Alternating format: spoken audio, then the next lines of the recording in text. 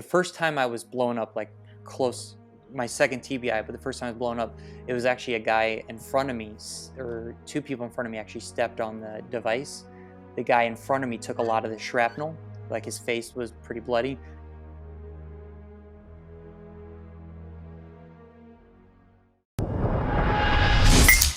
Biscuits and tea. 34. Period. 99. Welcome back, everyone. Welcome in. Welcome. We're subdued today. We're behaved young gentlemen because we have a guest. All right. So our guest, very special over guest. Here, very special guest. Yeah, that's very true. Josh Brunais, how you doing, man? Not too bad. How are you guys doing? We're doing great. Everybody's doing great except for Tyler because he's Tyler. Great. So he's a goalkeeper. How can you ever be good if you're a goalkeeper? You know, I don't. Fair point. Exactly. He understands. He understands. What position are you, Josh? Before we get into everything. Mostly fullback. Lately, getting into the midfield now, so changing my my positioning around on the team. It's kind of weird. I'm getting older and I'm moving further up the field, but I'm okay with that. So whatever, man. Yeah. That's fine. You can go stand up there up front, like maybe get to number 9, just let everyone run and just stand next there and tap the ball in the net. Right, That's the way and then just yell at them when they mess up too. Yeah. Yes. Tyler knows about that. Yeah, exactly. Go ahead, Tyler. Explain. Yeah. Explain your goalkeeper theory on the fact that we run around the entire game. Oh my gosh. We do all of the work, and then when one thing happens, we let one shot go by, you guys just freak out. No, you guys just confuse work with actual talent and skill. Explain more. What about what you do can we not do? Well, no, I just always bring it back to the marathon runners. A marathon runner could be like, oh, playing in the field is easy. I run so much more than they do. Well, it's not just the running, obviously. That's your main. Yeah, it's running. Yeah, you have to make a few passes. If you miss a pass, no one cares. If you miss 5 passes, no one cares. If you miss an open goal, no one cares. Like just. Well, that's not true. Yeah, it depends. Not open goal. If you miss a contested chance, then it's So are you? It sounds more like, Josh. Just correct me if I'm wrong here. It just sounds like he's maybe just annoyed that we got the better job. I just think that you just don't have enough glory in your job, right? And we get all the glory because we score the goals and you keep them out. Is that it? No, it's not glory. It's I don't know if I have the right word. I mean, we just had one of our keepers just got 2 games. First game we won, second game we didn't win, benched. It doesn't happen for you guys. You can striker can go on a 3-game, 4-game, no goals, and they're still going to be on the field game 5 unless there's a huge difference. Josh, is your guys' goalkeeper as annoying as Tyler? Or I hope. Oh man, no, he's all right. He's not that annoying. Wait, let me. No, he's pretty, but they're definitely a different breed. They're different. They're socially a little different. So I don't know you that well. I don't know you that well, but he's a cool guy, but just a little off. Yeah. Before you guys try to alienate me from Josh some more, Will, I don't think you're aware, but you picked another Virginia boy to come on the. That's a good point. Come on the show. I'm perfectly okay. I hold nothing against Virginia. Oh my! I don't know where you're getting now that. you're saying this. Now it's interesting. Maybe, but there's a big difference between Virginia and has a weird Virginia, setup. I graduated from Mary Washington though. So okay, fair. That's good. Yeah. So I'm kind of a well-traveled Virginian. There you go. He says that. B, do you see the way he says, I graduated from Mary Washington? As far as I know, I don't really remember Tyler's college, but I feel like he went to 8 colleges and then did 1 credit at Mary Washington and then tells everyone that he graduated from Mary Washington. What's the real story here? Bro, he told me he went to Oregon State. We were in Blackpool on the subway. I was screaming at him because he was talking about how Oregon State was his powerhouse. They won 2 games when he played there. We were ranked number 6 in the nation. But here we go. But no, I did 4.5 years at Mary Washington, and I had a medical red shirt. And then I was at Oregon State for 3 months for my red shirt senior year. Gotcha. Okay. Well, this is a perfect segue into everything that Josh has done. Cool stuff, not goalie stuff. Given that I saw you have plenty of interviews out there and stuff like that, and there's tons about you. So getting into this, why don't you just kind of tell us how you got to where you are today? Because it's a story that is it's a bit winding. It's not a straight line. Sure. You had your path on a straight line, what you Right. knew you wanted to do, and then you've adapted really well, which is probably something for all these guys out here wanting to hear from someone who's been in your position. So, Oh yeah, I mean, just kind of a brief background. I am a Virginia boy. Grew up between Virginia and Germany, actually. My mom's full German, so I did a good amount of time over there as well. And then just growing up, my family's a big military family. My dad, 2 older brothers are in. Something that I just wanted to do. It captured my interest. So as soon as I left high school, I actually left high school early. For a while, I didn't know if I graduated high school, to be completely honest. I took all my exams and stuff early, and I was a pretty terrible student. Not a bad kid, just didn't want to be in school. I was just ready to join the Army. So I left early, did 10 years, a good amount of my time in Ranger Regiment here in Georgia. And then I was injured quite a few times, ended up medically retiring, and then rolling into the team I'm in now. And I actually found this team through a flyer, through the VA process. So it was just a matter of just trying out a couple times, and I was pretty terrible at first, to be completely honest with you. I haven't touched a ball in probably 10 years prior to trying out, so it took me a while to get to be a full-time on the team. But yeah, I'm here now, and I've been with them ever since late 2015. Two things before we even go in. Sure.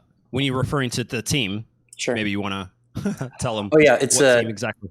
It's the U.S. Para 7-a-side team. So our Paralympic team. So it's the third senior team under U.S. Soccer. It's just men with mild disabilities, either CP, stroke, or in my case, a traumatic brain injury. I had a few overseas. Right. What size field is that? So it's 70 by, I believe, 50 or 55. If you just take a normal 11s field and you go top of the D to top of the D, that's the length we play on. Okay. So it's 7-a-side, so 6 field players, and it's a lot of running. So there are no plays off ever for any position. So it's Wow. I didn't realize that you guys played. So you said it's 7v7. Yep. That's still quite a bit of space. It's pretty much the same as I'm guessing as if you were playing 11v11. It's, in my opinion, I think it's more. It's way more ground to cover. Yeah. Oh wow. Yeah, because we play in training. Teams pretty commonly go from the D to the D or 18 to 18, and you play 11v11, and like you take away 5 players on each side. Yeah. It's a lot of space. Wow. Is there does that create a whole lot of 1v1s, by the way? Like a whole lot of 1v1, I mean, offensively? Sure. I mean, it can. It just depends. But with our game, there's also no offsides. So you're always having guys camping behind the goalkeeper sometimes, behind our last defender. So it's really a chess game too. It's not just some open game where you can, you have to be some of the top tier teams that the tactics have to be spot on. So we try to avoid the 1v1s, but yeah, sure, it's inevitable. And there's a lot of teams like Brazil and Iran who go on the counter and they'll get you and they'll get it after your last defender. It's a big tactical battle for sure. And then the goal box and everything, is that all the same dimensions as a normal No, field? it's small. It's smaller. Mm-hmm.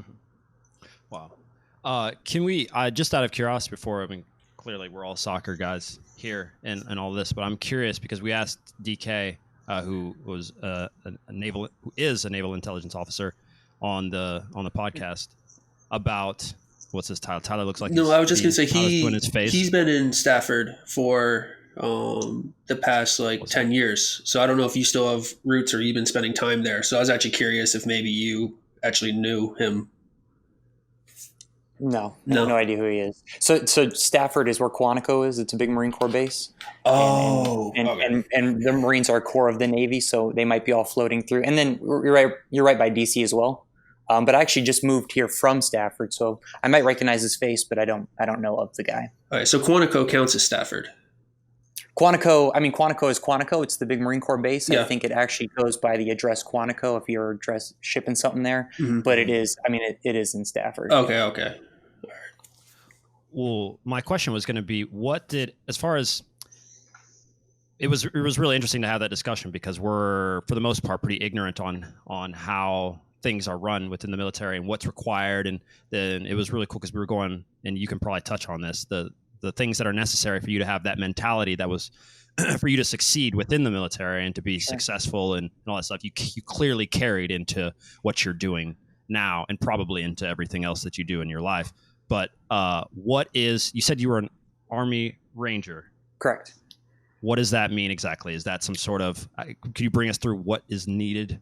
What's necessary? Is this any top of the line? So it is part of Special Operations community. If I wanted to explain my job to somebody who has no idea what the military is, but they've just heard kind of big names amongst the branches, we are not the Navy SEALs, but we are. You could kind of say we're the Navy SEALs of the Army, not really, but because everybody heard of Charlie Sheen in the movie Navy SEALs, right? So we're the special or Green Berets. I mean, you have Green Berets in the Army, but Ranger Regiment's much cooler than them. But they're also considered special. We got a guy on the team. He's former SF guy, Green Beret. So I make sure I got to put some jabs in there for him. I still love him though. But yeah. So we're Special Operations community in the Army, and primarily we're an elite infantry force is the best way. I mean, you can Google it. There's some standard thing there, but it's just Special Operations, and we do direct action missions. So we go overseas, and all the kind of Gucci stuff you see on TV, just a lot less Hollywood and more realistic. But it is a top tier element part of the Army. What does that mean? So what does it mean? We see Hollywood. I haven't seen a whole lot of the latest movies, but like, what's the biggest difference then from someone who's actually going there doing the training? Like, also, do you have to learn everything? Elite operations sounds like you have to know how to like make fire out of water. Sure. Yeah. I mean, there are some misconceptions. Not everybody who's in Ranger Regiment can be dropped in the woods and survive for 3 months by themselves. Like you can go through training. It's called SEER training, survival training. And in there, yeah, I mean, you have to know a ton of different jobs, but primarily you're a shooter. Just you're great with your weapon. And then for me, when I was also a breacher. So meaning I had to learn how to gain entry into doors with explosives, but not just using bombs, but mechanical devices like hooly tool stuff you'll see with firefighters, or donkers, where you just a big piece of metal to knock doors in. So a big part of my job was gaining entry, but also having to blow caches up if we find a bunch of weapons or something, using demolitions to destroy all that. So each person's kind of tailor-made, but in the long run, or in the big picture, we're all shooters. So we're all walking together, trying to go into an objective, either to find a guy, bring a guy home, do something. I'm trying to keep it PG here, but you get what I'm saying.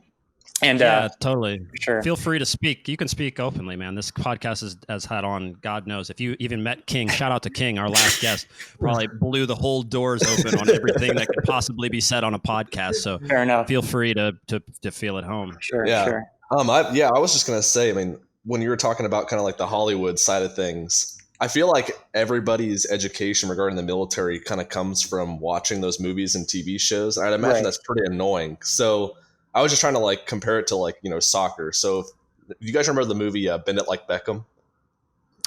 Barely. Oh, was it based off of? Oh no, I'm thinking She's the Man. A girl? Yeah, it was about a girl who's Indian, and stereotypically they don't become professional athletes, and then she works her ass off, and then she gets into a team training, and then she ends up playing professionally. And I'm trying to think like, okay, well, in that movie, they're trying to give an idea of what it would be like to go professional, and it's like, that is 100% nothing what would actually happen or what it would be like. And I would imagine it's super annoying for you as someone who's been in the in the Army, like seeing it portrayed on TV and stuff. Right. Yeah, no, I mean, I say that because, I mean, the TV movies, they just overdo it. It's just at some point it gets ridiculous. Or you're watching guys and they're using equipment not how it's ever meant to be, or just they just look ridiculous, or they're shooting tons and tons of rounds without any ear pro on. You would go deaf after like 10 times shooting a rifle. I mean, yeah, no, it's pretty uncomfortable. If you've ever shot a gun and you never wear ear protection, it'll ring your ears for a little bit, and they're like talking normally between each other with no ear protection, and it drives me nuts a little bit. But I mean, don't get me wrong, we're cool. We worked really hard to be cool, so we are definitely the Hollywood of the military. I mean, we deserve that right because we busted our ass for it. But there are some movies that it's just like, come on, dude. I've heard Lone Survivor was pretty accurate. I don't know. Yeah, I mean, It's still kind of. I watched that movie. It was all right. That's a it's a tough one for me because it's based on true events, pretty tragic events. But if we're talking about just on the movie standpoint, I would say it's one of the better military movies that I've seen as far as seeing their equipment and whatnot. But again, it was actually for me. It was actually Black Hawk Down. I'm not sure if any of you guys are familiar with that movie. It came out in 90 or early 2000s. I went and watched that with my brothers, and from that moment on, I just wanted to go, and I knew I wanted to go in the Army. But from that moment on, I think that's when I decided to go in a Ranger regiment specifically. Wow. Yeah. So, what was out of your training and all the things that you did learn? What was the hardest thing? I mean, what was, if there was, and did you, by the way, learn, I'm always curious, but I didn't ask DK. Did you learn some sort of, and I can't find the right word, kind of like first aid? Like, how much did they teach you on being able to take care of someone, and how much of all the things that you learned can you still do? Sure. Not necessarily. As far as first aid goes, now I've been out of regiment for a while now. I'm medically retired in 2015, so now this is 5 years later. And even from then, I had to walk away from regiment the last couple of years because of my injuries. But they had a thing called RFR, might be still considered the same thing, Ranger First Responder. And it's just basic aid during combat. If somebody gets shot, being able to apply a tourniquet, keep them alive, get them to the medics. And then you have the thing called the golden hour where you want to make sure those medics keep them alive and get them to the proper doctors, whoever they need to be seen to be kept alive within the hour. But yeah, so it's like basic medical aid, tourniquets, applying bandages where it needs to be, and getting as difficult as gunshot wounds to the chest, being able to seal that, making sure they're laying on the right side, or the proper side, not just the right side. I mean, you're treating a lot of stuff, sure. So it is pretty intense. And what makes it harder is that 95% of the time, this is all happening at night because we do most time is nighttime operations. So we're learning this in the daytime to be comfortable with it. And then we flick the lights off and we put our night vision on, and then we have to do it all over again, which is it complicates everything. Yeah. But you get comfortable with night vision after a while. So it becomes second nature for sure. Something I've always been curious with is how does the military, especially in the field, deal with more minor injuries? Like if you pull a hamstring or like that doesn't exist. No, that doesn't. You just sit and just go. I can't speak on behalf of all the military because I was such in a smaller community, and fortunately for us, we have a lot of guys who are, with the whole fight or flight thing, they just tend to fight and they fight through it and they don't complain or anything. So that's all that I've seen, but it's the most I'll see out in the field and is take some Motrin. That's pretty much what they have on, and then you go on. But a lot of guys don't even complain about anything. Yeah. Nothing that minor. Yeah. Would you even notice if you pulled your hamstring if you were like in a mission, like your adrenaline probably is pumping so high that you probably wouldn't even notice it until later on? Probably not in the moment, but I mean, it's not. You got to think you can't stay that aroused for so many hours, right? So once you start cooling down, that's when it really hits you really hard. So yeah, I mean, you'll notice it once that starts wearing off. It sucks. So, but yeah, but it's a difference between keeping that suck to yourself and telling other people, and you don't want to look like a wiener to anybody, so you just keep it to yourself. So. Yeah, it's such an amazing thing. Yeah, like how the adrenaline kind of pushes you to do takes over like for that. For sure. Yeah. So that was one of the things in your interview that I watched with US Soccer that was amazing, was that you were taking care of people out of the helicopter and bringing them out, and once you realized that things were in a safe environment, then you just laid down and you laid down. Exactly. Yeah, that's exactly what I was going to say. Yeah. I couldn't move after that. Once it all kind of cooled down, and I couldn't. There was nothing further to be done until help arrived. That's when I started feeling everything, and I wasn't mobile anymore. Yeah. Do you think the snow helped you out on that? Just kind of putting your whole body on ice right away? Or no, it's not like, I think you're like thinking of Captain America, the movie where they froze him and he was able to live a little longer. It actually sucked. Yeah. I had summer boots on, and I think I got a minor frostbite to my feet. Like my feet are so sensitive to the cold now. But it's weird because when it went down, I mean, it was snowing. Like we went down in a blizzard, and then they take pictures the next day after the fact. No snow to be found on the ground. It was pretty bizarre, but it sucked. Yeah. Tyler, did you hear that actual? I mean, I don't want to be like crossing any bounds if you don't want to tell that story, but like it might make sense just in context. we're kind of referring to something that maybe people don't have an understanding of that I saw you speak about. Sure. You just want me to get in detail? Is that what you're saying? Yeah, well, yeah, because we're referring to maybe a helicopter crash, and we're talking about ice, and maybe we don't to put it all together. What happened? If you could. So early on in my career, this is my second deployment in Afghanistan. Halfway through, I was actually in a helicopter crash. I was in if you guys are familiar with the helicopter, the Chinook, it's looks like the big bus with the 2 rotor blades flying in the sky. And we were supposed to go on a mission. It was canceled due to weather. So we were headed back home, flying home in a blizzard. And there's 3 helicopters carrying a bunch of guys, and we were all just trying to get back to where we slept at night. And we were the trail helicopter and ended up losing power. They say between 300 and 500 feet is where we lost power, and just spun, auto-rotated all the way down and crashed. And kind of this, obviously the sadder side, 8 guys, 8 died, 14 wounded. So there was 22 passengers on board. And yeah, it was snowing, and it was a rough night for sure. Yeah. Wow. Yeah. I mean, yeah, I don't have any. Those are the parts, obviously, in Hollywood that they kind of they like to show us clearly, and then everything that happened afterwards. I can imagine your entire comeback, the healing process, and what was going on in your mind. Did you, after things had settled, after you kind of knew, all right, I'm okay, I'm back. What was that like, trying to get back to some sort of form of normalcy? It's actually quite easy, honestly, and I'm not just saying that to sound cool, but I mean we're cut from a different cloth as far as being in that unit. So I was out for 10 months. I was in a neck brace and a back brace for a while, but I was still running in a neck brace and a back brace, just trying to stay fit. And as soon as actually the day after my back brace came off, I was already at the range shooting again, and it's just. I don't know how to explain it. I was just hungry to come back. I was actually asked to medically retire at that time. And I said, there's no shot. I was too young anyways, and my body was pretty resilient then. Now I'm definitely feeling the pain in my neck and back from years ago, but that's okay. It was super worth it. But as far as just the mentality of just wanting to get back, I mean, when you work so hard to be part of something, a little glitch like that doesn't slow you down. We're just, totally. It's just, what's the point of putting all that sweat equity in there and all the, all your, you're losing your mind at night trying to stay awake, going through Ranger school 60 some days, in the woods. And then, just you're private. And when you're in a private in the Army, specifically in the Ranger Regiment, it's a lot harder because you have to earn your right to stay around. I mean, there's just so much involved.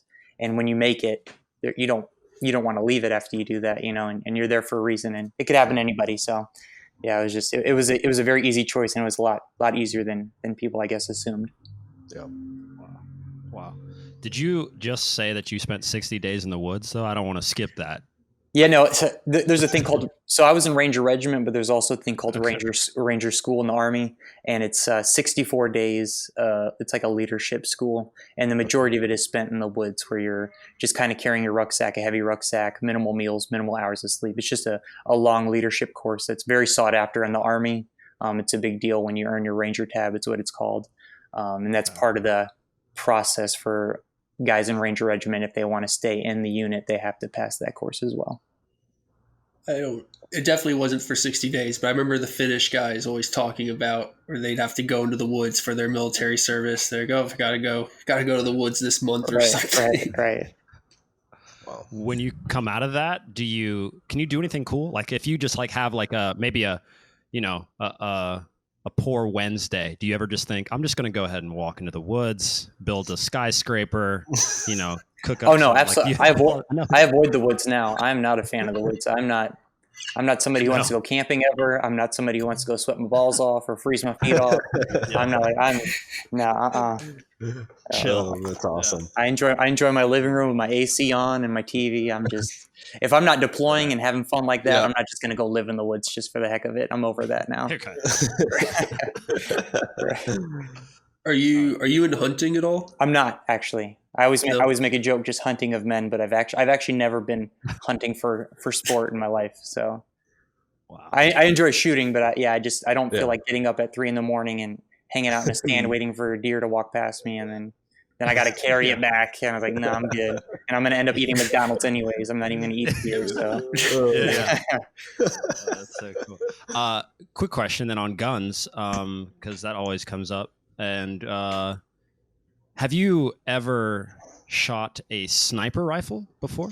Yes. Okay, so that's my. I've only fired a shotgun out on a ranch. We were shooting then. That's the only thing. And of course, they didn't tell me anything about the recoil or any of that stuff. And just, but it was. I enjoyed it a lot. I was actually pretty peaceful to shoot on a range like that. Right. I mean, also the setting was very peaceful. We're in the middle of these mountains and there's nobody around. But like what's required to. I mean, you're going to correct me, obviously, if I'm wrong. What's required, though, what appears to be required to be a sniper is really this cool amount of calm, this peace, the ability to control your breath, to be very focused, all that stuff. Even when you're doing it, because I don't know if that's something that you had to learn while you were in, but if that's something that you do now, is it, I guess that goes back to my question. Is it hard? Could I pick up a sniper rifle with very little? How long would it take me to become a sniper? That's my question. Oh, sniper. I've personally never went through sniper school. I've shot the weapon systems before.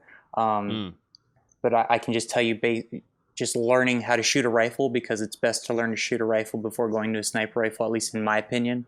It's like the crawl, walk, run kind of phase, But I'm not to say you couldn't just pick it up and start knocking targets down. But, it depends how good you are. I do think it's on genetics, and people do say, when I joined the Army, I never shot a gun a day beforehand. And there's a lot of guys who have.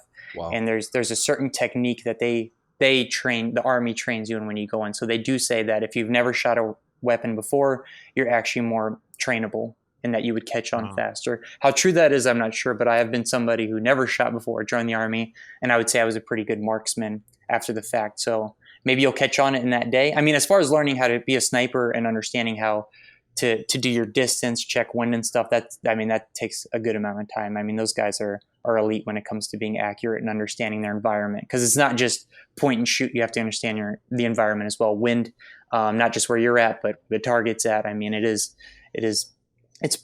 have to have a lot of dedication. It's a lot of science behind it. I couldn't give you a proper answer if we were talking about just a rifle and, becoming a marksman on a rifle. You could be incredible within a day. You could just pick it up and know how to do it, or it could take you could be somebody else who takes a couple days, weeks, might take all the basic training to understand to get 3 bullets on top of each other so you can zero your rifle. So it all depends on you, honestly, and how comfortable you are. You got to get comfortable with the weapon right away, because some people fear the rifle like it's going to hurt them. It's not going to hurt them as long as you point in the right direction and you put your finger on the trigger when you're supposed to, and you understand that you can be comfortable in that moment. The sooner you become comfortable, the sooner you'll be accurate, if that makes sense. Because some people are very hesitant and they're like, this thing's pretty scary. Well, so is driving a car if you don't know how to drive a car. Yeah. Right. So as soon as you become comfortable, you'll pick it up super fast. Wow. Yeah. So shooting a sniper, I'm guessing it's what's the recoil like compared to like a normal rifle, or how kind of different experience obviously shooting? What's that like?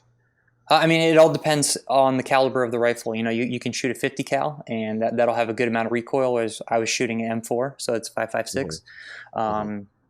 And I mean, it's smaller recoil, but I mean, you have to absorb and manage that recoil. That is part of learning how to be a proficient shooter. You don't just shoot once and you assume that the target's down. You have to get your sight back on the bad guy or whatever you're shooting at. So it's all about managing that as well. Yeah. So it depends on the size of the bullet that you're shooting. Yeah. Gotcha. Are there left-handed and right-handed rifles? Or are they all the same? There can be. Yeah. But I know a lot of guys who are left-handed because the brass comes out on the right side. The brass would smoke them in the face sometimes. So I heard that they can convert it. Funny enough, I think I've only known right-hand shooters in my squad.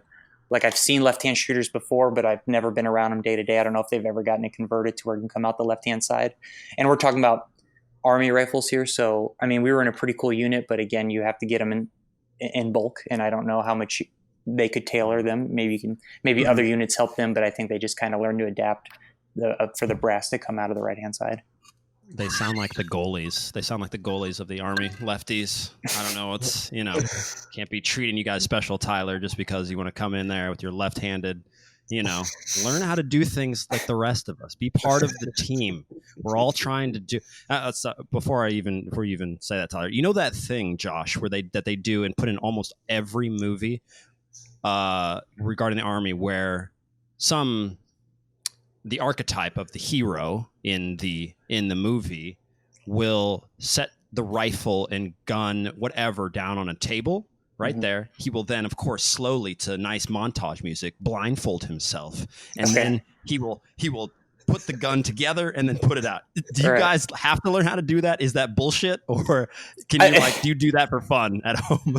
It's not bullshit. I've seen people do it. It's not the preferred technique. We're not doing that. We can. I guess it helps you to be familiar. And like I said before, a lot of our operations are at nighttime. So, I don't know a lot of guys breaking their rifle down in the middle of mission at night. It's pretty unrealistic. But if you had to, I could see that. I could see that would make sense if you needed to do something with your rifle in the middle of the night and you couldn't get to some white light and be spotted. But I've seen other guys just kind of mess around. And each individual piece, what you're feeling, and you get so used to muscle memory of putting together, taking apart, pulling together. Yeah. So it's really not that hard, especially with the big rifles, the normal rifles you guys see, the M4s. It's not that difficult, but it's kind of, it's goofy when you see it. But if you want to be proficient at taking your rifle apart, that doesn't make you a better shooter by any means. But hey, it's cool if you want to do that. Okay. Yeah. They make it seem like it's like totally required. No. Right. No. Okay. Myth busted. Right. Yeah. I'm pretty sure that got Forrest Gump a medal. Did they do that in Forrest Gump? Was that in that? that was one of Forrest Gump was definitely involved in one of those scenes. Okay, yeah. They're so classic. Well, you've gone through. So I have a very interesting connection to TBI. So my mom passed away last year. I'm sorry to hear that. Yeah, no, it's okay. It's it's quite a crazy story as it is. I was in the car. She got struck on her side. We were making a left turn, and somebody just ran a red light. She was apparently looking down or looking for something. She was going pretty fast. Relatively fast. Doesn't seem that fast in a car, but around 50 miles an hour, something like That's this. fast, just broad. It's fast, yeah. And hit us, and we went spinning. Anyway, long story short, she had a whole bunch of complications due to traumatic brain injury that plagued her for the rest of her life, essentially. And what I'm curious about is, because you've retired, you've gone on to now do something different, and how is that affecting your life, or is it? Do you have a daily? Oh yeah. No, it affects my life a lot, actually. So even just speaking with you guys, trying to formulate a sentence it's easy. Don't get me wrong; it's easy to talk and formulate, but sometimes I have to word search, and I'm not trying to seem like incompetent in front of you guys. So it's difficult to try to find those words and stay on it all the time, But and that's just one of them. But a lot of people think with TBIs, it's just the headaches. It's far more than the headaches. It's the dizziness. It's the balance. My eyes are a little messed up, so I can read a chart 20/20 just fine, but my eyes don't. It's called a convergence, I believe. So it's like my eyes can't. If I'm reading a book, if you ever catch me reading, I have to close my left eye because they don't work together at certain distances anymore. So a lot of people give me shit for that. Actually, it's all good. We all give each other crap now about it. But then it's also more than. It's affected my blood pressure now. It's affected, it just messes with the most random crap in your body. You have no idea. And then just the psychology of it all. It's like, it makes you anxious sometimes because you're dizzy and you're like, why am I dizzy? Why is that? So it jacks you up. It's not just a broken leg where you'll heal in a couple weeks or months and you can get back out on it. I think, unfortunately for me, this is a lifelong thing now. I've had a few TBIs in the Army. First was in 2007, was the helicopter crash. And from that, I felt a little off, but it was just a lot of migraines after the fact. And then I, was blown up again a couple years later. And then I just started feeling more and more dizzy. And then again, I was near another explosion and just kept growing and growing. And it's like you're more susceptible after your first one. So now, every day I have to learn to deal with it. Now I have to compensate the way I read, the way I walk, kind of understand my balance. Soccer, I mean, that's what qualifies me for the team I'm on now. I have some balance coordination issues. So just relearning the game in a sense to make your body more efficient out there with what I have, if that makes sense. So on the day to day, it's tough. I don't think it'll ever go away. I wish it would, but I don't have any regrets for what happened in the past. But yeah, and then there's some days are better than worse. I mean, or better or worse. I get frustrated on days and I'll lash out on people and I get really pissy and moody, and then other days I'm cool with it, but yeah, it's a struggle for sure, but it is what it is. You know what I mean? I'm alive. So that's a lot more than a lot of people can say, hope they're in a better place now, but yeah, just day by day, we'll take it. Yeah. So just curious. So for speaking, like, does it kind of feel like sometimes you're using like a second language? At first, yes, because I was afraid to talk because I didn't want to sound stupid. You know what I mean? I didn't want to sound like I didn't know how to speak English, right? But now it's also now, I don't know how to explain it. It's just word searching. So I can have a normal conversation. It's like, oh, I'm hungry. Let's go get food. No problem. But if I'm really trying to explain something detailed, there's a word that's like on the tip of my tongue. And I'm sure you guys all experienced that before. You can't think of the word. Yeah. Now multiply that by like 10. I see. And it's constantly going throughout your day. And some days are better and it'll come to me like this. And other days it's like, crap. And then I'm the type of person who's like, I won't give up until I remember what that freaking word is, right? But if you're on the spot and you're trying to do an interview, like I've had in the past in other situations too, it's like shit. So I'm trying to like dance around what I'm trying to explain. I can never convey it the way I want to just right. So yeah. That makes sense. Wow. Do you do anything necessarily now to try and combat any of that stuff? Because this is it's really interesting. We have, and B, you will let me know, the couple guys that are coming on next week are neuroscientists, or at least one of them is a neuroscientist. Yeah, one of them is a neuroscientist at University of Calgary, and then the other, he does medical research for cannabis. So. Oh, wow. Yeah. And yeah, do something. And that's all my question is, you have ways. I mean, there's the brain is, and that's what I discovered clearly before my mom's injury. I knew nothing of the brain. I know more now than I would ever have hoped to want to know. And we're ahead in some ways. We have some ideas on this, but I'm really curious to see, are they able to try and help you, give you some sort of guidance or give you any tools? Do you meditate? Do you try and learn another language? You got people out here saying, play this game, do that. Have you found anything that's helping you? I got to be honest, I'm probably the worst person to talk to about that because I've given up on I hate to use the word given up because it should be inspiring, but like I said, with TBI, it affected everything. So as I was healing and it was new to my body, I was visiting all different areas of the hospital. So it wasn't just neurologists. I was seeing endocrine or endocrinologists, however you say it, for, they thought I had a cortisol issue, for example. I was just being blasted out everywhere.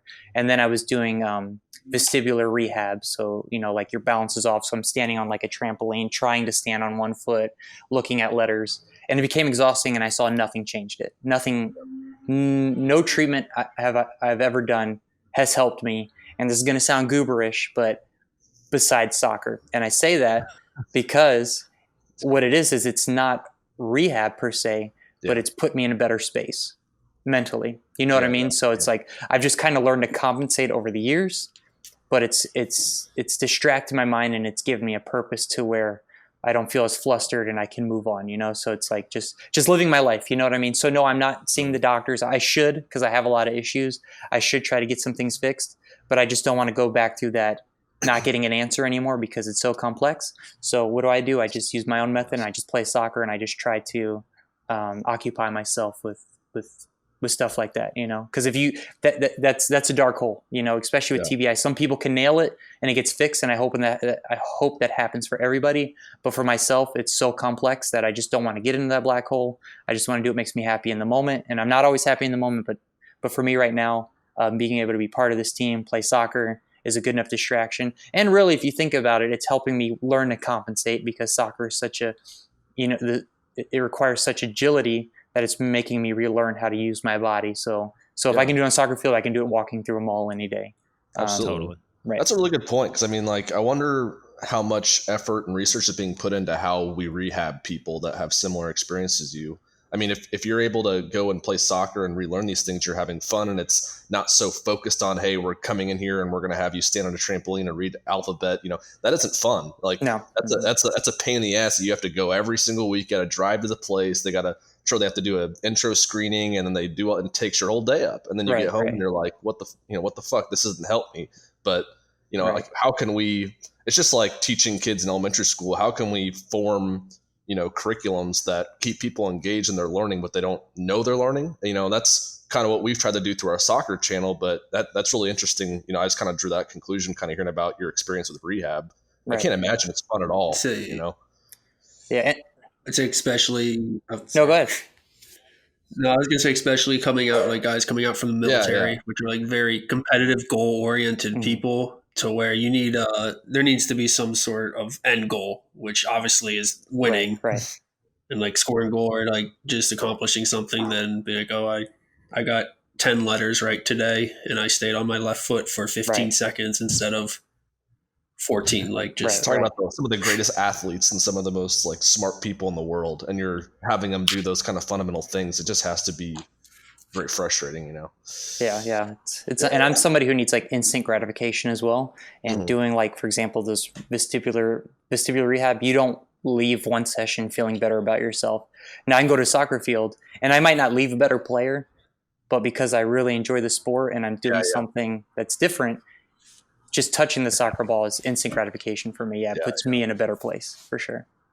That's awesome. So with your instant gratification, are you just all over Instagram right now? Are you just like straight scrolling like all the time? Does that give you? Are you into the internet? Are you just like? Oh yeah. But I can't handle the internet right now. I'm on Instagram right now, but with what's going on in the world right now, I just can't. Yeah. I can't. It's like I can't even enjoy it right now. I just want to look at dogs, soccer, like, you know what I mean? Just the normal stuff, and it's just polluted with all this stuff right now. So it's like, it's ruining it for me right now. And I just want to, I'm an orbiter on Instagram too. So I never post. I don't know. I just don't think my life's that interesting. Me sitting on the couch, I'm not going to like post a picture of that. Yeah. But I do like to see what other people are doing, because I'm bored at home right now especially during Corona. And now I'm just seeing all that crap. So I can't handle it right now. Yeah. Yeah, no, totally. It is out of control. Obviously I've said this, and I just actually said this in another interview. It's like I wouldn't have an Instagram or an anything. We've got everything now, Josh. Like, I'm telling you, we're TikTok, Snapchat, Twitter, YouTube. Yeah. Like, I cannot believe that all the stuff that we have it's actually pretty crazy. Yeah. It sounds insane now. Yeah. We have, and I wouldn't have any of that if we weren't trying to do what we're trying to do in trying to grow the business and it's a tool. Soccer. Yeah, it's just this great tool. But speaking of everything that's going on. Oh, go ahead. Was that Tyler?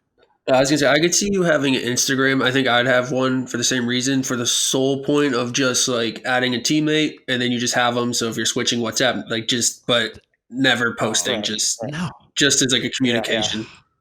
Yeah. I can't. And I saw that Facebook Messenger even just came out with Josh. How are we? Josh, I'm 35. How old are you? 33. 33. Okay. So do you remember, I don't know, do you remember when Facebook first came out? Vaguely, yeah. I remember my brother getting it, and I think at that time you had to be part of a university to have it. Exactly. Right. So, like, you had to be part of a college. I remember when, like, somebody walked in I wasn't even in a dorm. I was in an apartment there. I think it was my second year of college, and somebody walked in and was just talking, this Facebook, it's fucking awesome. You could do all this stuff, but we don't have it. Like, I'm like, what do you mean we don't have it? He's like, yeah, our school doesn't have it yet. And so, like, I kind of like was like waiting. It's like, oh, what's this thing? Like, what's this going to be? And then we got it. And then just the reason I was saying is that, back then, obviously I didn't post. It was just that. It was just for me to communicate to the people within my college. Sure. Maybe I clearly didn't need to, we use text messages. And back in that day, like, what were we paying for text messages? Like $800 per text message. Like per letter. Like, yeah, that's ridiculous. Yeah. It seemed like it's so crazy that's how it was. But Facebook Messenger's changed now to the point where it is, Tyler, like just that you can just have like a Facebook Messenger. That's what I would have. I don't even think I would be on Instagram to really like look at things. I prefer to read. Like, I'm a big reader, and visually Instagram is just, now it's just, and they're making it like TikTok. I have no idea. By the way, is the Army, are they big on these things? Like, if I go to some of that stuff, they're probably using this really well, aren't they?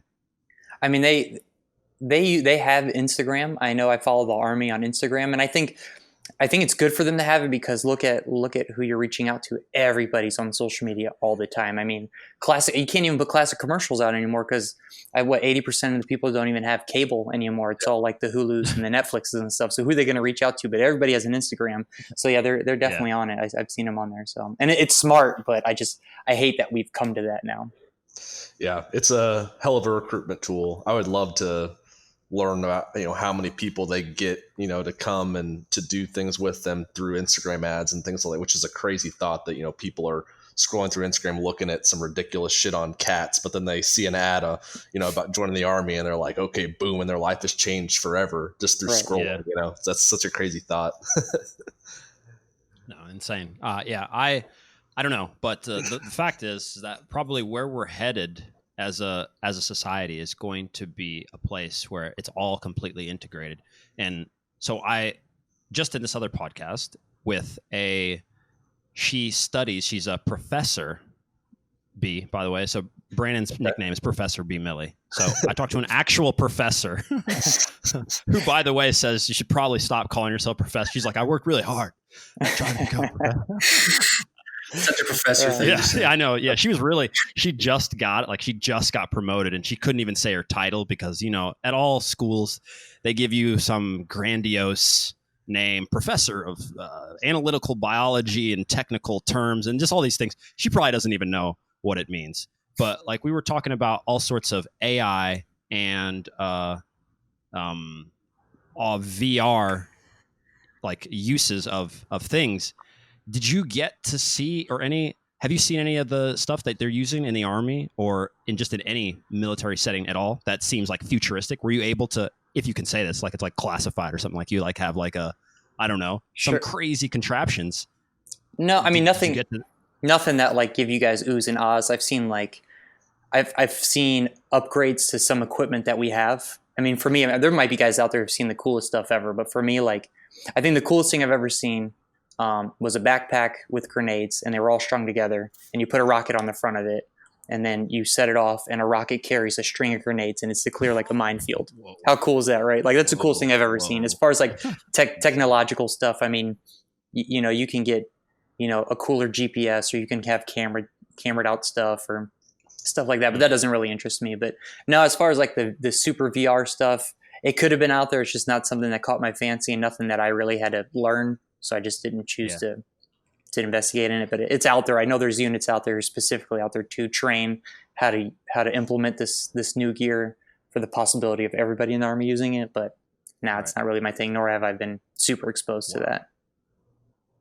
Do these grenades like periodically fall, or do they drop them all at once, or what? I just remember I did a 1-day training on it, and it was like a hard shell. I believe it was like a hard shell backpack. And there was a rocket on the front of it. And then you lay the backpack in away, and then you put the rocket pointing at a 45, and we just shot it into a range into a field. And then the rocket just carries literally a string of grenades. They land, and 5 seconds later it blows, and it's like the clear path through minefields if there's suspected mines out there. Wow. And it was like probably one of the coolest things I've ever trained on it. As simple as it may seem.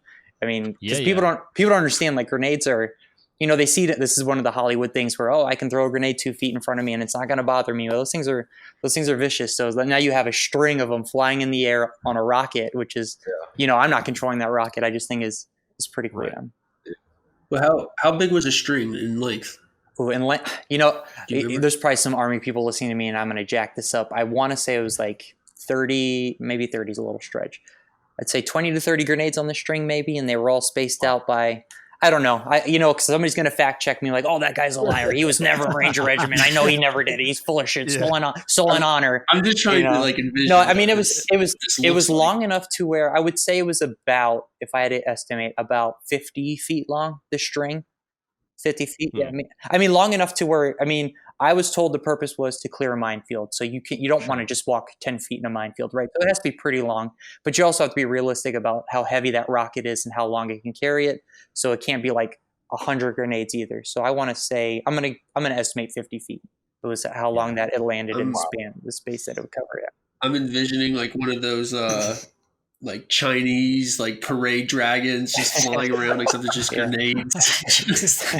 Weaving and turning and pulling. And just straight out of Mulan. Yeah. All that stuff. Yeah. Paul Luce, he brought up this picture. I found it when I was doing some research and everything. Big fan of Barack Obama, obviously. I just kind of wanted to hear a little bit about what this experience was like and kind of what that visit to the White House was like and why you got to go. That's awesome. Oh yeah. So this was post Rio, when we competed in Rio, the Paralympics, and all the athletes, both Olympians and Paralympians, are asked to or offered to go to DC, which was great for me because I lived in Stafford. It was like a 35-40 minute drive, no traffic out there. So of course I did it, but they flew everybody in who wanted to go. And you just get to have a night of drinking and partying, with like the Olympians. And there was like, there was an award ceremony where they gave awards out to certain athletes, like best coach or, just recognizing certain athletes. And then afterwards you have a drink with a couple of guys, and the next day early in the morning you get to do the tour of the White House, and then you get to meet the president. And because I was the closing ceremony flag bearer in Rio, they chose me and Simone Biles to present surfboards to the president on stage, and while he gave his speech. And I'm sure you're wondering why surfboards. I don't know. My best guess is because it's the biggest piece of sport equipment where everybody's signature fit on. So that's my guess. Yeah. Maybe that's the truth. That's what I would have told him if he asked me, but I can't give you guys any reason. I think there's two. It could either be Rio is big on surfing, or it could be Barack's ties to Hawaii. They've been around for a while. So like when I go to that just always. So when I go to training centers, like we train in Chula Vista, and it used to be the Olympic Training Center. I think Chula Vista took it over. You'll see older surfboards on the walls with people's signatures. So my guess is that it's just a big piece of equipment where everybody's signature fits on. It makes sense to me. I'm going to go with it. So, but I'll be fact checking like, oh no, he really didn't go to Rio. That picture's cropped. He's lying about surfboards. It's all fake. Yeah, that's a thing within the community. I very slightly. I did see what pops up on YouTube, these things that recommended videos and stuff like that, but. Is it called? What is it? Fallen honor? What is it called? These guys that pretend to be in the military. Stolen valor. Stolen valor. There you go. Stolen valor. Yeah. Why is that? I mean, maybe I'm speaking from the side of we're over here all on your side. So Tyler, for instance, just basically crushed, someone who was basically pretending to be a soccer player, essentially. Okay. We over here on our side are planning on crushing some people who decide to do that. They don't want to do the work, and it's important. And I fucking cannot stand that in our society now, at least within our space, that's the thing now. It's okay. It's all right. No, it's no big deal. It's okay. Look at my Instagram. I'm flying around, or look at my stuff. I'm this. I can shoot a couple things. I'm that. And so I don't like how it's become okay and prevalent. I think people are becoming very you can toe this line now where it's you can blur reality. People really don't. Someone will be like, oh, I'm a professional soccer player, and then someone's like, oh, no, he's not, and then someone comments, yeah, but like, does it really matter? He's good. Like he has good tips. It does matter. Yeah. It does. Like, wait a lot. I mean, just like that professor's pissy at you because you're a fake professor. I mean, she worked. I'm just saying, she worked really hard for that title, right? So like, hey, go have her talk to Dr. Dre. Go talk to Dr. Dre. Yeah. He changes his name. I'll change my nickname for professor. Fair enough. Fuck her. I don't even have a response now. I mean, you're right. Yeah. No, yeah. Well, yeah, like it's just the same. And I mean, I always equate it to people. You would never do that in anything. It's only okay within the social media space where, not social media space, but just like sports and this. And I've said it before. I don't remember what metaphor I said, but no one's taking anyone to a fake doctor. You're not going to get a fake lawyer or someone who's just like puts a diploma up on their Instagram and then says that they like answered some questions. You're not going to use that guy if it's a matter of life or death. You're not. And so why is it okay? It's not okay, because eventually you have all these charlatans teaching and speaking and doing all this stuff, and you have a generation of people who've learned how not to actually do the thing, but just pretend to be like what that thing is. It just doesn't make any sense. But the whole stolen valor thing kind of interests me because I something popped up randomly. This is a while ago, and some guy was walking through the airport in a whole entire, I don't know the get up once again. What's that called? If the military setup, he was not camouflage, but yeah, uniform. Okay, there we go.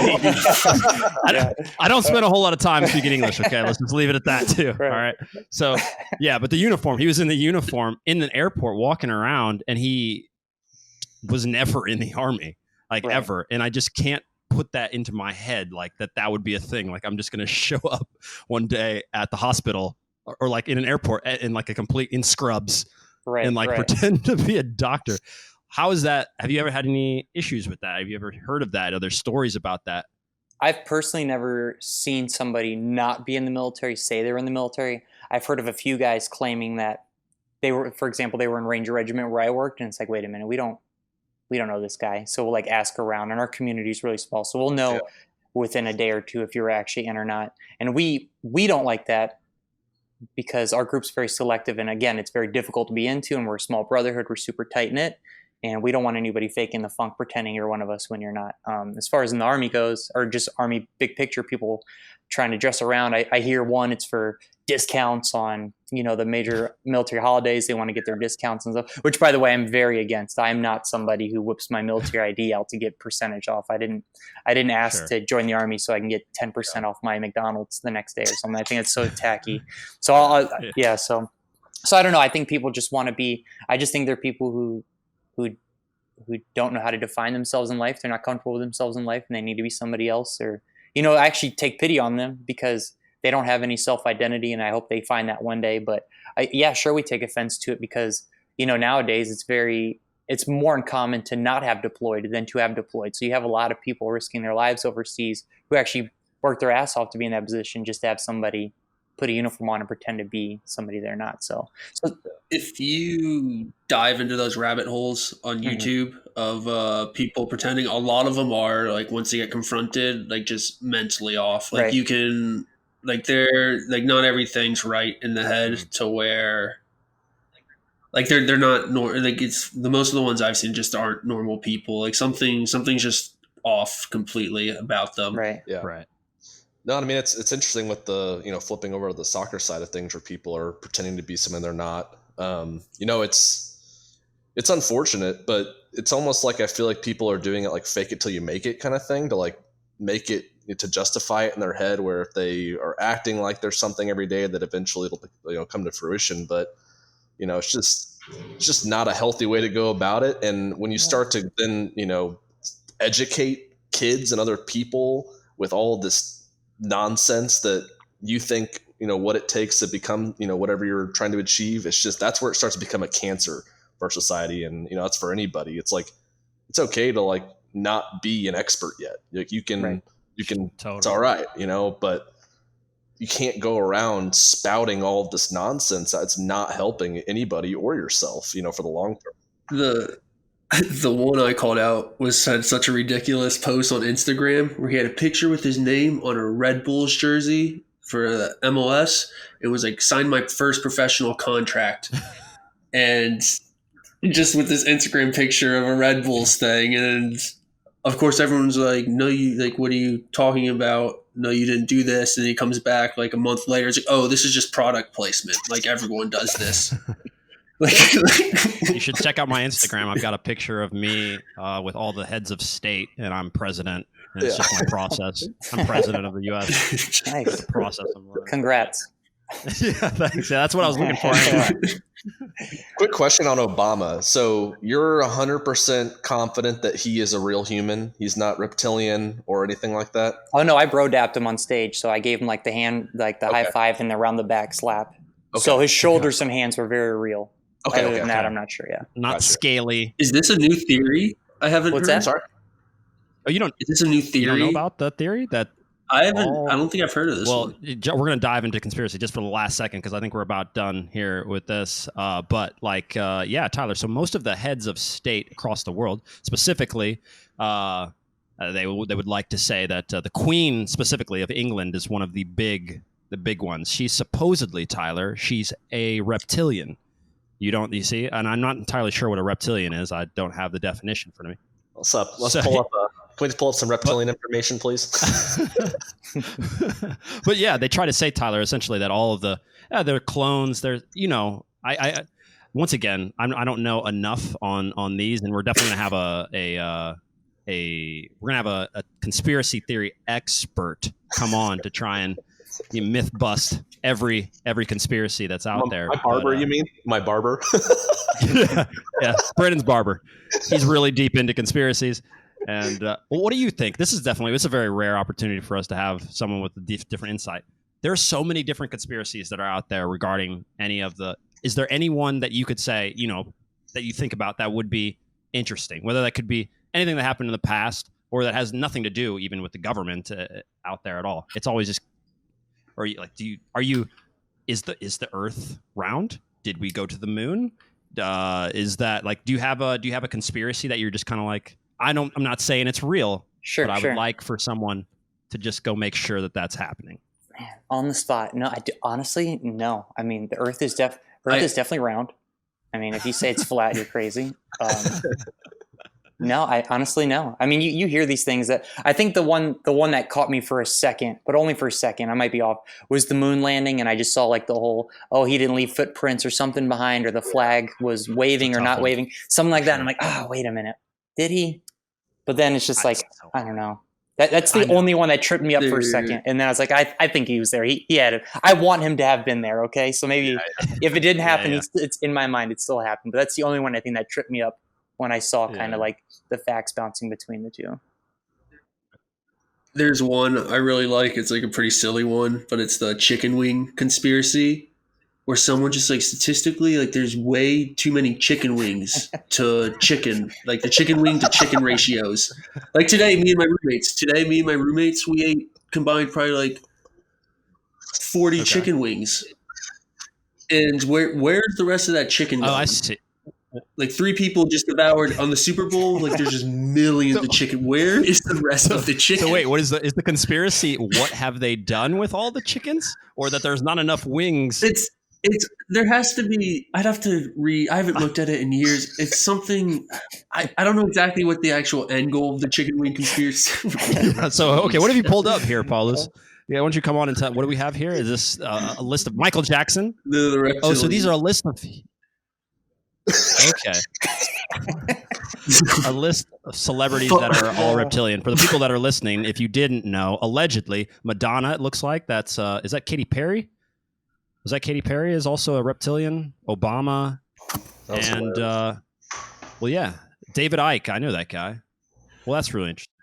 Paulus, can you see if you can find anything on the chicken wing conspiracy? If something pops up super quick. One of the funniest. That was one of the funniest combos of Tyler rambling on about chicken wings, and then there's just reptilian information. I told you, Josh. Yeah. See, we get to a point where we've had proper discussions, and we just can't hold it for long enough. We're just now about at the hour spot, and now we have to entertain thoughts on it. But one of my points on conspiracies, and it's a weaponized term now, because looking into anything is also a conspiracy. It's clearly to most people obvious that 99.9% of conspiracies are pretty much ridiculous. Not that there haven't been conspiracies over the course of human society. There clearly and obviously have, and there are. People conspire to do things. That's obvious. But the thing that trips me up the most is that, and this is what I told to B about his fact-checking barber who's going to come on. 99.9 are wrong, but I'm 100% sure that 0.1% of those, you've heard a conspiracy that right now we all hold to be ridiculous. That is probably true. There must be at least one of these crazy theories. I mean, what's up? The one that makes the most sense is that the people in power are also flooding the market with crazy conspiracies for people to latch onto, and then it's like a little smoke screen. So what's really going on for everything? Like that has to be happening. Well, I think I would assume. I don't know. Did Josh, you ever have any use of smoke screen in your time in the Army? Is that a smoke? One of those ninja things that like. I mean, we smoke grenades. Yeah, no, none of those ninja. What are those flashy things where they disappear? No, but we plenty of smoke grenades, and we just run through the smoke. So definitely didn't disappear. Oh, just one last question. At least I have just before you go. You know in the movies where they throw a flashbang, flash grenade? Mm-hmm. Flashbang, yeah. What? Okay, so it's called a flashbang. Flashbang, yeah. Is that what you said? Mm-hmm. Okay. What does that do to the assailant or the people if that were to come through my window right now? What am I going to experience? Okay. Yeah. So in my opinion, that's a huge common Hollywood misconception, right? So when you throw those, what it is, it's shocking. Like it's just supposed to throw you off. But when you watch a movie or you even play video games, if somebody throws a flashbang in the video game, you see like he's stunned and he just kind of he moves slower. Or in the movies, they're like, they're like, oh, I can't see. You got to remember, I'm wearing night vision, and everybody thinks when they look at Hollywood, if somebody flashes a light at you in night vision, you're blinded. No, that's not the case. You can be blinded. Like if I'm under a street light, it puts a glare in my night vision. I prefer that street light to be off. But no, it's like, oh, I can't see anymore. Screw this. No, it's not that bad. Mm-hmm. So flashbang is really just to surprise you and disorient you a little bit. But they're not. You don't get any long-term effects. You're not going to feel dizzy from it. It might be a bright flash in your eyes, but in daytime, it's that flash is a lot less visible. You know what I mean? So it's more to just scare you off and get you off your center while I come into the room and take that room down. Whether so it's not as bad as you think. And actually, there's a lot. They have some where they go off consecutively, like they can go off to 9 times. And I've thrown them in rooms before, and I'll go in on like the 3rd or 4th one as it's still going off. So I'm obviously still able to do my job as it's going off, but to the unsuspected, it'll jack you up a little bit. But it's not like long term. Your ears aren't going to ring for 5 seconds after. You're not going to it's just to throw you off in the moment. Yeah. Okay. Yeah. Do you play any military themed video games? I try to play Call of Duty, and I'm trash at video games. I'm and I don't get upset about it. I'm not like, oh, this is super unrealistic. It is super unrealistic, but that's what makes the game. That's what makes the games fun. But I'm just awful at video games. So do you ever meet people that are like they decided to come to boot camp or decided to join just because they've been playing video games? They got inspired by video games? Not one. One. Uh-huh. Luckily, that'd be a really weird conversation. So I'm glad I've just never and I'm too raw for that. I'm going to hurt people's feelings. I know. I'm very happy. I've never come across that before. Yeah. I feel like I've known people that were like, I'm going to go to the military, and they play it every day, and they are like acting like it's some sort of entry or something. I'm like, and then obviously never go, but it's like, I know some younger kids that kind of think, are thinking like that, but it's ridiculous. There's one game I've been sucked into, Counter-Strike, which is, I think, the most, obviously it's definitely not realistic still, but it's probably the most realistic out of all of them, where if you get hit like 3 times, you're dead. If you get hit with a sniper once, you're down. If you're moving while shooting, you're not going to come close to hitting anything.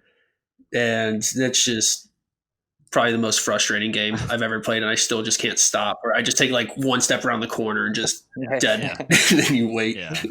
That does. So you can't run. You can't run and shoot. Is that part of training? It depends. If you have like a shotgun, if you have hilarious. Like a SMG. That's hilarious. You thought I was asking you, the goalkeeper, if you can run and shoot. You thought I wasn't asking the former Army Ranger. That's hilarious. Do you have any experience with that, Tyler? Why don't you tell us what you're doing with your training? That's hilarious. I can go. You guys got Tyler here. yeah, Tyler's got it. I can handle this one. Actually, you can. It's not the preferred method, but everybody. So again, people can try to fact check me. That's not really a fact, but I've always been trained to. You shoot when there's a target present. You know what I mean? So if I'm running and if there's a bad guy in front of me, I'm not going to slow down, come to a stop, raise my rifle and shoot.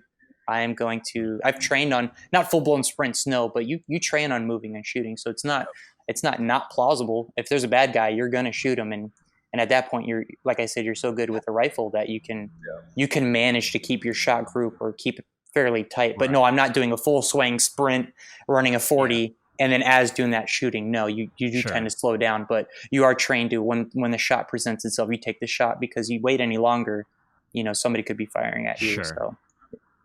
So how much of that is to actually like hit them versus get them to just go back down under cover or something and maybe buy you time? I mean, you always want to hit them. I mean, if I'm pulling the trigger, you always want to hit them, but I mean, it doesn't hurt to get their head down, and that way you can get to proper cover or whatnot, so it's all about eliminating the enemy, sure, but it's about preserving your life. So if I'm in an open field, I'm not, like I said, I'm not going to come to a complete stop, raise my weapon, and then have perfect sight picture, because he's going to have all that time to aim at me. So I'm going to raise my rifle, put a bunch of rounds at him, and then keep moving. So it's either going to hit him or put his head down, but either way, it's buying me time to get a more advantageous position and then eliminate him. So. And none of those Hollywood, I would imagine, none of those Hollywood jumps or things, because you did mention a couple other that you had experienced, at least explosions, and I can't remember where I saw this, but it doesn't happen like that in movies. Am I understanding, or am I understanding that correctly? When something explodes near you, you don't fly up in a really picturesque, beautiful, I mean, if it's slow motion. If it's near you, and we're talking about how cool it looks, no, you're not really having that. No, but I mean, if you're getting hit, yeah, I mean, it'll knock you over for sure. It just depends on how big it is. But no, there's not really any of those cool moments. If something's blowing up near you that fast, it's probably a really bad thing. Gotcha. So everybody's getting down. So it's nothing super cool like that. No. Gotcha. Yeah. In that situation, are you more worried about like projectiles hitting you, or like a shock wave, or I have no idea. No, that's actually a good question. So the first time I was blown up, like close, my second TBI, but the first time I was blown up, it was actually a guy in front of me, or two people in front of me actually stepped on the device. The guy in front of me took a lot of the shrapnel, like his face was pretty bloody. Mm-hmm. I was behind him, but it was outside, but it was in a courtyard where there's like a 90-degree fence. And I took some of the shrapnel, but a lot of the overpressure, that blast, I mean, I was still right on top of it.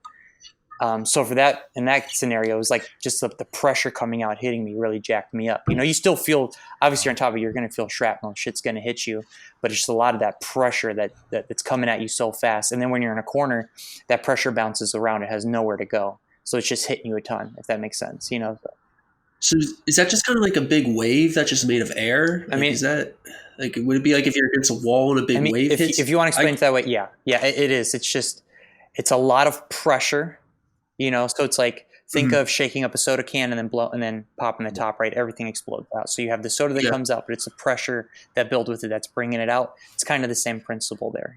All that air or whatever is blowing up needs to escape somewhere. Right, so it's all just moving out, right, and you're getting jacked. You're getting hit by that, and that'll really jack you up. Wow. Well, we have covered nearly. I mean, we could probably go forever and ever. Right. We've covered everything. We've covered reptilians, which was obviously the first thing you needed to get off your chest. I understand. We figured out the Earth was round. We nailed that. We're unsure on the moon landing. We figured that out like 6 times already. Yeah, it's a classic. we've been doing extensive studies on if the Earth is round or flat. No, yeah. I think we're good. I mean, I'd love to keep going, but definitely we can cut it at our normal time. Do you have anything? I mean, clearly we got you on here to talk about everything. Just you were essentially the guest. I mean, is there anything you wanted to shout out, whether that's stuff for soccer or just anything for sure. On? Yeah, so I know a lot of this was just kind of asking me questions and me giving my perspective, but I'm a very we, not me kind of mentality. So I just want to give a little shout out to my team. The U.S. Para 7-a-side team. We're not super known. We're getting there though, and I just want to get our name out there and people to recognize us and know that there are people with disabilities playing at a super high level. So whether you are one of those people who are disabled, come check us out. Maybe one day, we want to be that team where, just like every kid was when I was younger, before I wanted to go in the Army, I wanted to be a pro soccer player too, right? And some people who are born with a disability at that young age, they feel like that might be taken away from them. But no, there's so many opportunities. And if not for soccer, I've also been exposed to the Paralympics because we fall under the USOC and U.S. soccer. There's something out there for everybody, but specifically soccer, because I represent the team. We're trying to make it a big deal because it is a big deal to us, and it should be a big deal to everybody. So just trying to get our name out there, trying to get the team name out there. The guys out there, incredible stories. I mean, I'm probably one of the less cool stories on the team, to be perfectly honest. I don't think you need to have prior service to be a remarkable human being. And all these kids, I mean, young kids who are overcoming strokes and stuff, and now they're playing, soccer internationally, getting caps and whatnot. I think it's incredible. So just want to get a shout out to all my guys on the team. They deserve it. They work really hard, and we're just trying to grow our brand, trying to grow our team, and get our name out there. Totally. Do you guys have any games coming up, or is COVID? COVID's really jacked stuff up. We were supposed to have a top 8 turn. So we are not in the Paralympics this year, or in Tokyo. Really unfortunate. So they were trying to do an adjacent tournament, and it was the top 8 tournament, and that was supposed to be in Sardinia. I think it's like a island off Italy, and that was obviously canceled because of Corona. And so we're hoping that it happens. It was supposed to be this May. We're hoping it happens next May, and we were supposed to have a couple friendlies arranged and whatnot, but with Corona, who knows? I mean, right now we're not even able to train officially with coach on site. That's growing. Yeah. So hopefully that'll turn around and we can get, and I'm only getting older and I want to get more caps. So the world better fix itself quickly. I know. Yeah. We totally had stuff planned, and we for sure will sort out some stuff. It's going to be really cool. Yeah. Cause before COVID actually happened, we were even trying to do some sort of joint stuff for our main channel, which is just all soccer based. And it's gonna be a great place, for you guys to have a platform to talk about everything that's going on. And from what I've seen. So, yeah, definitely. It's been cool. I mean, anybody else, anything else they wanted to shout out? Yeah. Last question. What's the best way to watch some of your guys' games that are coming up? Coming up. So right now, if you want to see any past games, obviously YouTube's the best way to do it. Coming up, we will, we're not super mainstream yet. We're not getting on the ESPNs just yet, but we generally, if you follow the team on Facebook, Twitter's a big one, Instagram, we will post links. Sometimes the USMNT or just the US soccer page will give us a shout out and they'll post a link for us. But that's the best way, is just to follow and it's a good way to get you guys to follow the team, right? But just follow the team. You'll see a link sent out, and then that's the best way to watch our games. Awesome. Yeah, we'll link out everything. So that'd be great. Yeah. For sure. Yeah. Well, awesome. We're still coming up with our name for our fan base. Our last guest came up with so just to give you the understanding, we couldn't figure out, because obviously this podcast is called Biscuits and Tea. We had the Bad Tea Boys. We couldn't go with the Tea Party because that's been politicized. Is that the correct word? And wait. If Alex Morgan can stick her pinky out and do the Tea Party celebration, why can't you guys be the Tea Party? Well, we were thinking that it would be. We just thought it was.